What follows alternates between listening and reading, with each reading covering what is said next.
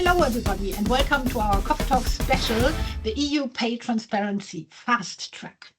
And today, or in this nugget, it's a nugget about pay equity and Article 10. In another one, we've talked about number 9. So today it's Article 10, Norms, Remediation and Action. So as always in our Coffee Talk, I'm Henrike and I'm talking with Margrét Bjarnadóttir. Which is so much fun. And I really look forward to you now giving us an overview of this Article 10. What's inside? Just like fast. Yeah, I think maybe before diving into Article 10, I think it's important to take a moment and understand that the Pay Transparency Directive, its aim was not to close the equal pay gap. So when you think about everything that we've been talking about in these nuggets and for the past 3 years, it's really not about the equal pay gap, meaning the pay gap after we account for all the different characteristics of our employees, right? So when we think about the reporting, for example, it's all focused on the gender pay gap, right? Just the difference in average pay between men and women. And all of the articles and actions are really aimed at closing the overall gender pay gap. It's the equal pay gap is not really mentioned in the directive. So I think that's very important, because when you come from our fair pay background, where we are, constantly talking about how to get organizations to zero, because we don't want an equal pay gap, then it's important that we stay the course and we don't get distracted by the directive. Because I think one of the maybe the risks with the directive is that it will divert attention to other things away from pay equity.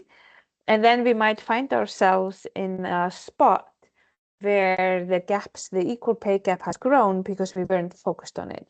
So I think before diving into Article 10, I just wanted to bring this up because I think it's so important to understand that the directive is complementary to our pay equity actions. It's not something that is will replace it. So these things need to be next to each other and go hand in hand. And I think for you and I that have been talking about pay equity for something that feels like forever, I think it's really important that we still talk about zero and the need to close the equal pay gap to zero.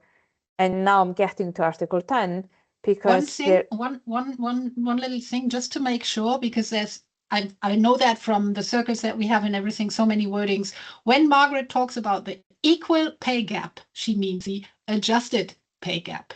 So just to make sure that, and that's the one that we want at zero, because I know the words are really an issue sometimes. So there are many words for the same thing, and this is the one we mean. Yeah. So absolutely. Thank you for making sure that I wasn't speaking to myself on this No, podcast.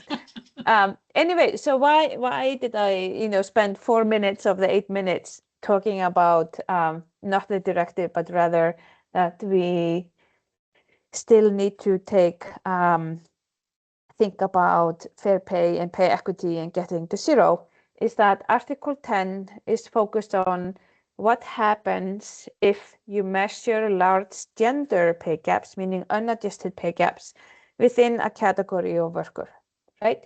So what Article 10 is all about is that, so if I take one step back and say, okay, in Article 9, you're required to calculate the gender pay gap by category of worker. And then Article 10 tells you, okay, what do you need to do if those pay gaps are large? And then we need to think about, okay, what is large? And the directive starts to talk about it. So it basically says that if you measure your gender pay gap within a category of worker, and then let's say you get something like 10%, then you're allowed to take objective factors into account. So let's talk, maybe it's tenure, maybe it's whether you're a team lead, maybe it's your experience, maybe it's your performance, whatever objective factors you have. You can use those to justify your gender pay gap. If after using all of those factors, you're still left with a 5% gap, then you need to do something to drive it down. So really, if I translate what I said into kind of, okay, what do we need to do with our data and the math? You calculate your gender pay gap within a category of worker. You get some gap, let's call it 10%. Then you can run a regression analysis, what is typically done when we calculate adjusted pay gaps. We take all the objective factors to explain the differences. You look at the results of that, and then if your gap is still above 5%, you need to take actions to close it. So category of worker, 5%? Within a category of worker. So then, and then there are two ways that you can do it. Either you simply take corrective action, or if you don't within 6 months, then you need to carry out what is called a joint pay assessment. The details are laid out in the directive, but basically then the goal is to identify, remediate and prevent differences in pay between men and women that are not justified by the objective gender neutral criteria. So that's kind of gives you the highlights of Article 10, and then you maybe you understand why I started the way I started, because a 5% adjusted pay gap in my mind is really big, even if we are within a category of worker. So I think it's just so important that we stay the course and focus on zero rather than sliding back and normalizing 5%, which is something you really should not do.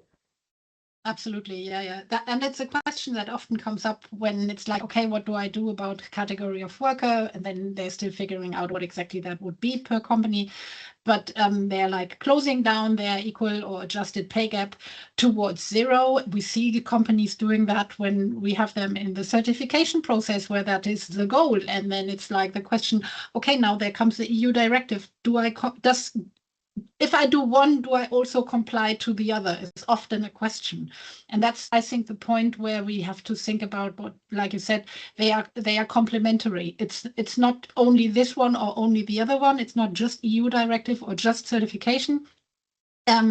You should be putting them together. It's sort of a deep dive into each category in a way, which we look at anyhow, because if you want to get to zero, you're not going to get there by having all the categories of workers above 5%.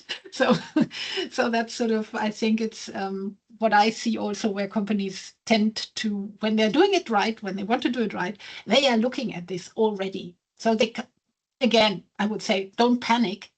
You are usually on the right track already, but like I like to say, it's not about just complying to any legislation. It's about paying fairly.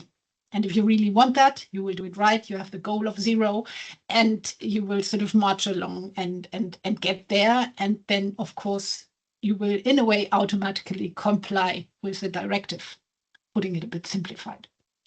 Yeah, no, that's a good way to put it. Well, I would say then for this session, for this nugget, it's finished. But you all have the chance to ask your questions in our live session mid-February. So that's number 9 of the nuggets, the extra one. So I look forward to that. Thank you, Margrét, for this insightful nugget. Thank you, Henrike. Bye-bye. Bye.